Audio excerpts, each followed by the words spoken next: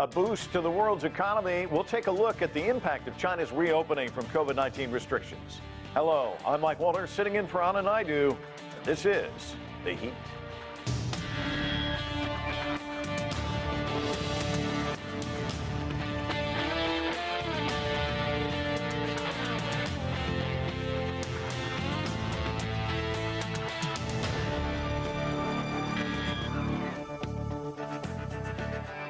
The easing of pandemic restrictions in China is fueling optimism for the Chinese economy. A new Goldman Sachs report forecasts the country's GDP to grow by 6.5% in 2023. And according to the IMF, the effects will reverberate around the world. We found when China grew 1 percentage point faster, that other countries' growth picked up by 0.3 percentage points. And that is basically from China buying more stuff from them. So to discuss China's reopening and its impact on the global economy, let's bring in our panelist from Beijing. Qiang is Assistant Director of the International Monetary Institute from Shanghai. Jonathan Cao is Managing Director for Greater China at BCD Travel. Ryan Patel is a global business executive. He's joining us from Los Angeles, and here locally in the U.S. state of Maryland, Otaviano Canuto is a senior fellow at the Policy Center for the New South.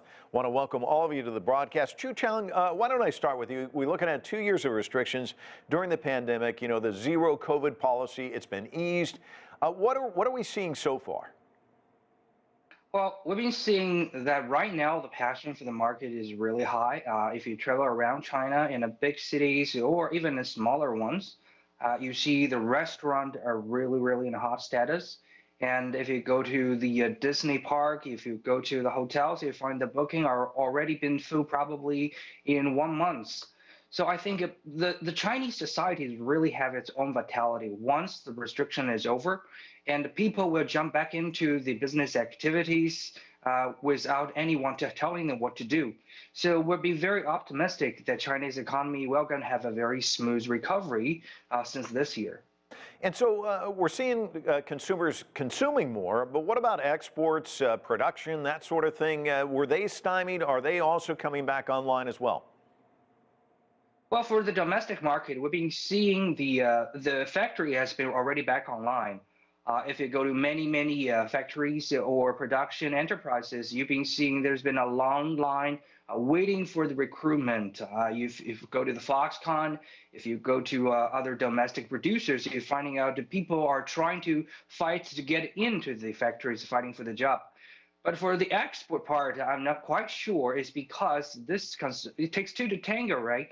So right now we've been seeing there's going to be a potential recession for North American market and the European market.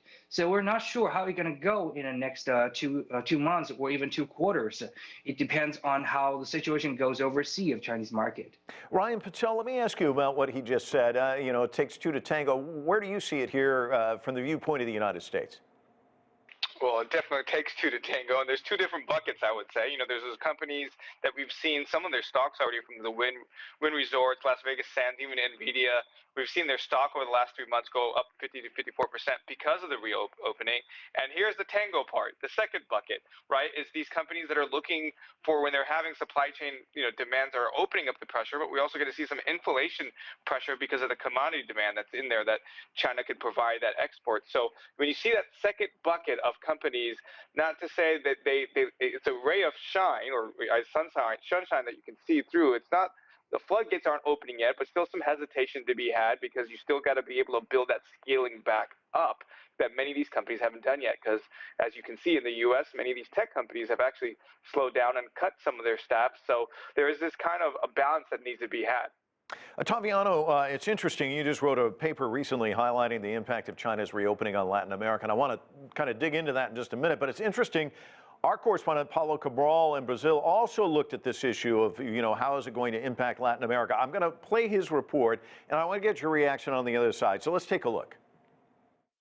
China is Brazil's main commercial partner, and any growth in the economic activity there is bound to have direct positive impacts here. Commodities like iron ore and soybeans are the backbone of Brazil's international trade, and China is the main buyer of both. In the same way that when China was in a lockdown, affected negatively Brazil economy. When China decides to give up, lock down a COVID-19 process, this will benefit positively Brazil. Because given the fact that consumption will increase, also real estate projects, infrastructure projects will increase as well. This will lead to higher demand of iron ore, steel, and metal commodities. Brazil's new government has a tough challenge of putting Brazil's economy back on a growth path. An economic boost through enhanced engagement with China could be an important component to success. Paulo Cabral, CGTN, Brasília.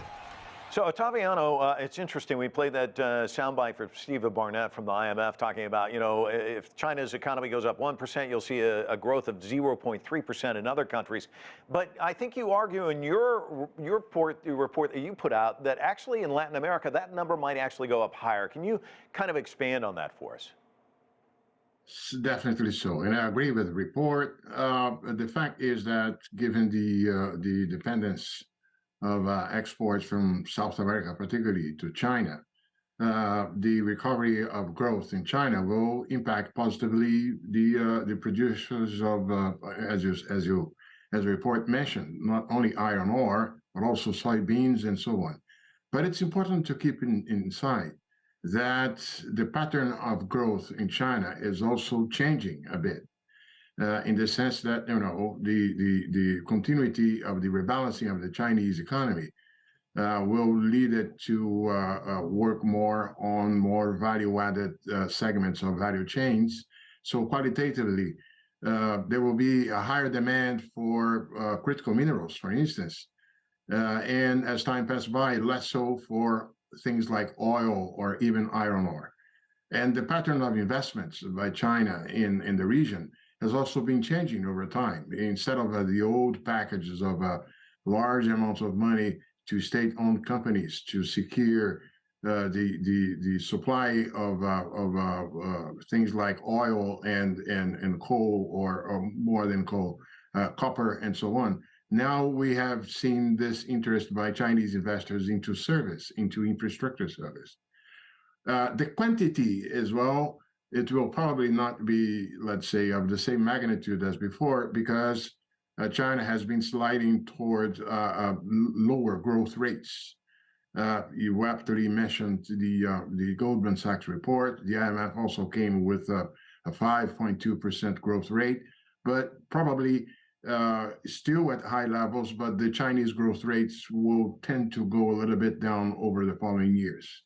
And so let me just ask you a follow-up. I mean, we heard from Paulo talking about Brazil. What about other Latin American countries? How are they positioning themselves with the concept that China is reopening and that it could benefit them? Well, definitely the whole South America will benefit from that because, China has become either the first or the second. In the case of South America, for all the countries, China has become the major market. The picture is a bit different as you go up because probably the growth of China will also be good in terms of rising commodity prices. And we are counting on some recovery of commodity prices this year. And that tends to affect negatively, let's say, the commodity importers of Central America and so on. But for the bulk of the region, the growth impact of China's reopening will be definitely positive. Ryan, it's interesting. Money Magazine says the reopening could be a ray of sunshine for the U.S. stock market, and a lot of people here in the United States might be scratching their heads saying, well, how is that so? Can you explain that? Yeah, I mean, like I said, there's a lot of exposure when you think about for China to the U.S. You think about the commodity demand that could actually help, help the prices, demand and prices to actually meet the needs that the U.S. companies can do.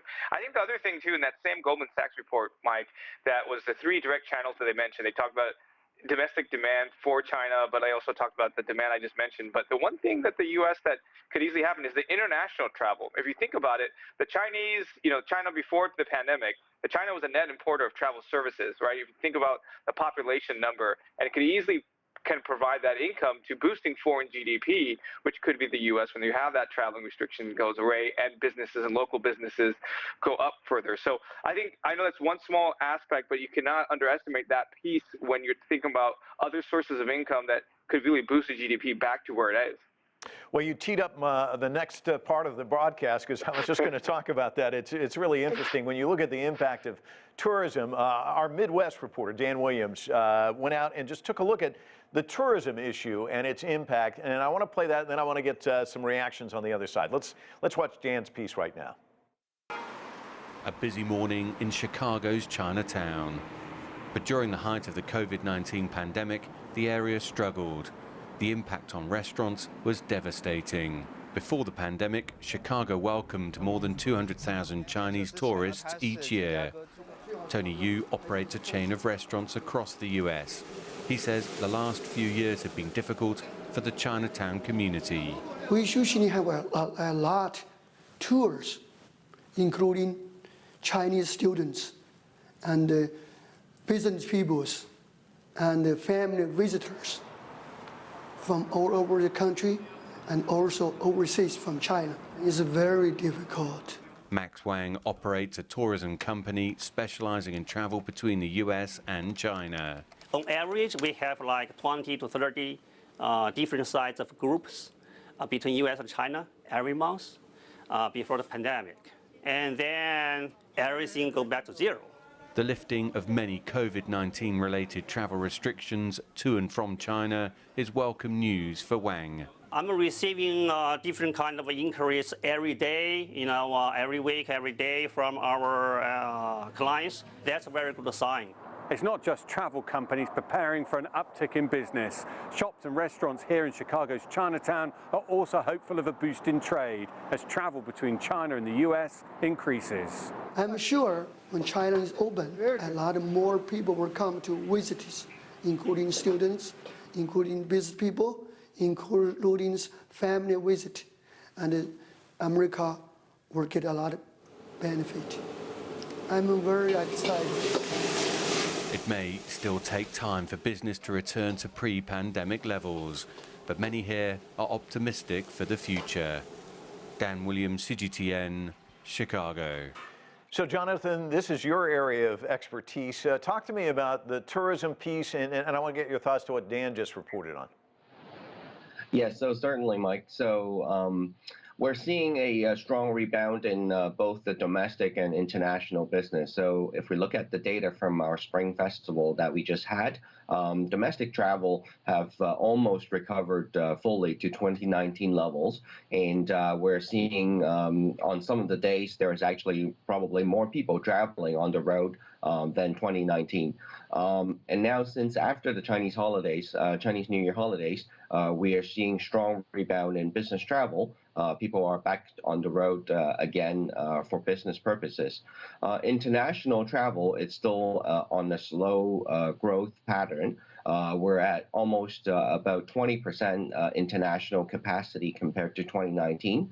So it's still far from being 100%, but compared to last year, we're already at a much better position. So last year, on average, is about 4 to 5% international capacity. But certainly the demand is high, so we're seeing a lot of people. There's a couple of limiting factors right now. So visa and passport is one of them. So people are lining up to get their passport renewed. And then also for some of the international visa centers, there are long lineups. Just to give you an example, if you want to apply for a U.S. visa today in Shanghai, it is the interview date is not until July, sorry.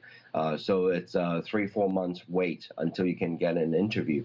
So it is the same with some of the European destinations like Germany and France as well. So certainly the demand is there, but waiting to what we call revenge travel. So people are coming back at it.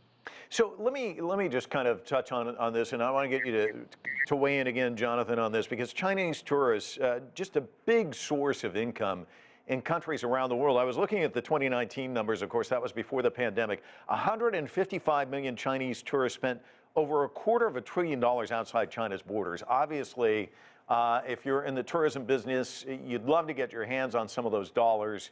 Where do you see, you're talking about pent-up demand, but you're also talking about the wait times to go to places like the United States or perhaps places in Europe.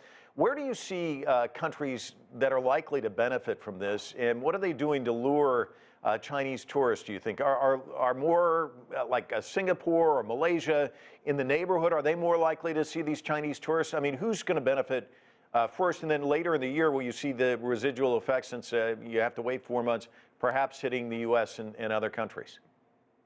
Yes, certainly. So I think some of the countries, there is already having a visa-free program for Chinese tourists, like Thailand and some of the Middle Eastern countries as well. So I think it's certainly encouraging and generating additional business during this interim period. We're seeing strong traffic in the last month to Thailand and surrounding area, to Cambodia, also within the APAC region. As the visa, there's no need for visa, or the visa process is much simpler. So we're seeing that. And also, I think if we look at some of the countries, so France just dropped their PCR testing requirement for China tourists last week. So after European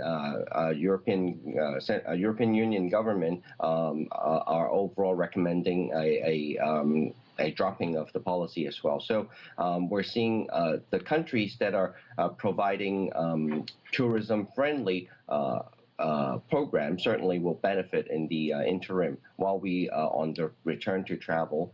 So I think also, yeah, so I think definitely the countries are competing, certainly competing for Chinese tourists.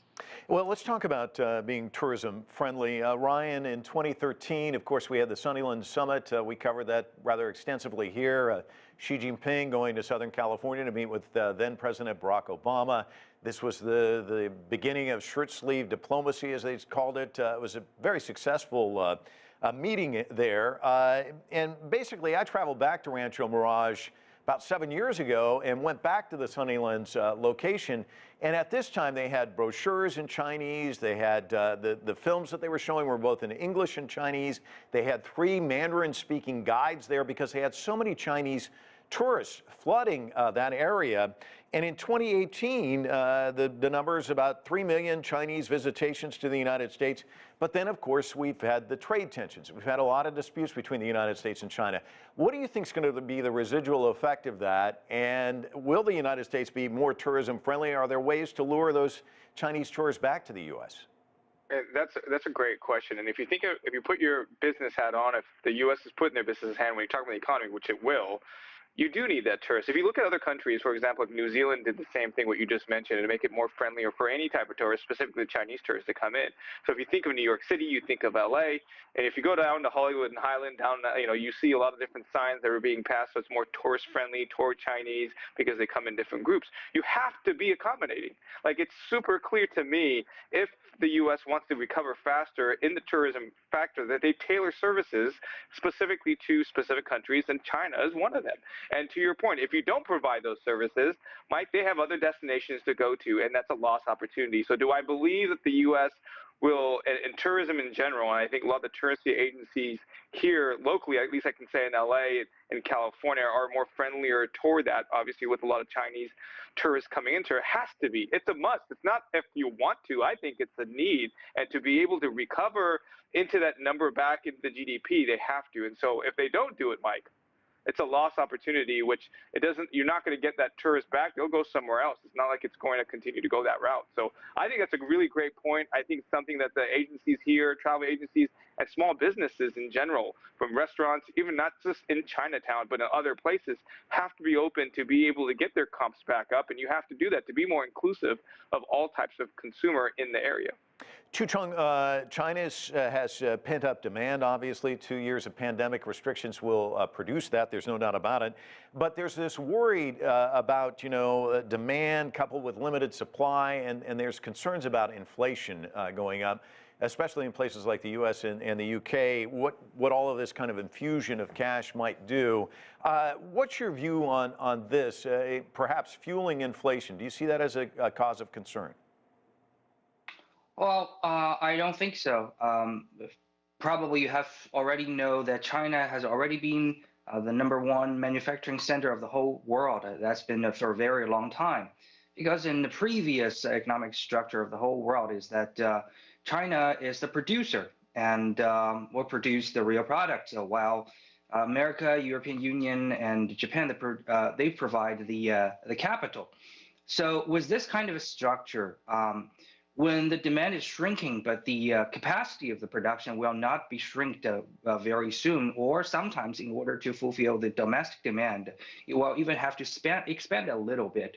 So with this structure, it's very, very hard to see the inflation, but rather you're going to see probably deflation. And also inflation probably right now can be a delusion, because recently we have already seen the quick drop of the oil prices. And also with a potential recession in the whole world is happening, many raw materials prices are going to fall as well. So I think the inflation would not be the problem for China in the midterm, but also you need to face the deflation pressures and deal with that. Interesting. Otaviano, we kind of set up earlier in the show, Pablo Cabal talking about Brazil and the relationship with China. We know that Lula da Silva, the president, just took office. He'll be traveling to China next month, a sign of the very important relationship between these two countries. What can we expect to come out of that meeting, do you think? No, but frankly, this is an important signal issued by President Lula traveling to the U.S. and China to kind of put it quite clearly that Brazil does not align in any of the poles of the ongoing rivalry between the two major powers. But I'd like to say something that I believe it's quite important to be emphasized is the change of pattern of growth in China. It will depend more on domestic consumption than exports. And this has many implications, not only in terms of the demand for imports, but also in what's next in the domestic policy agenda by China. Back in 2011, I was vice president at the World Bank, and I had the honor to represent the bank at the celebration of 10 years of China in the WTO. And I heard from former President Hu Jintao, for instance, the relevance of the rebalancing between the public and private sectors. And it's important to highlight the relevance that Beijing signals to be walking back from the draconian policy measures imposed in the past 2 years in some sectors. There is so much to gain in terms of productivity in China if, for instance, it is made possible that the balance of occupancy by state-owned companies and private counterparts can be obtained. The increase in productivity would be great. Areas like education, media, and healthcare can be made more open to private investors.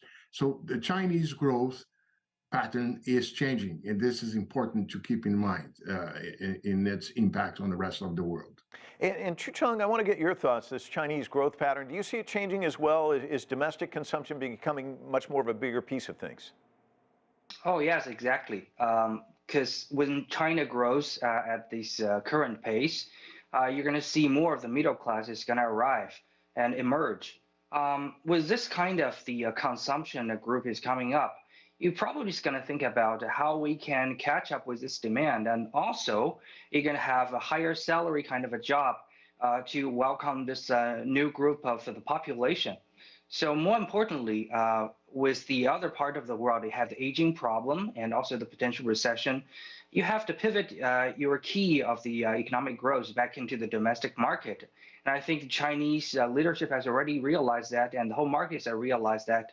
So we've been seeing this probably going to be a major change or shift of the market pattern in the Chinese domestic market in the coming 5 years. Jonathan, let's get back to tourism just briefly if we can. I know February 6th, outbound travel between China and an initial 20 countries was opened up. That, of course, Singapore, Malaysia, countries like New Zealand, the United Arab Emirates, Switzerland. Have we been able to glean anything from those early numbers? I mean, are there particular countries that seem to be attracting or actually putting in the effort to become more friendly towards tourists? I think certainly Singapore is one of a very key destination for business travel coming back out of COVID situation. And as I mentioned earlier, Thailand, it's also a popular destination for tourism. So we're seeing more and more countries like Japan and South Korea who had various harsher policy towards Chinese tourists are also softening their stance. So now I think we're on the track to return to normal. But I think one of the limiting factors is still flight capacity. So the airlines have not been able to increase flights fast enough. So we're still seeing limiting flights, and also the prices remain high. Ryan, let me ask you about business travel, which we haven't touched on. I've talked to a lot of people who do business in China who say, you know, it's one thing to do a Zoom meeting, it's another to sit down over dinner and really discuss things.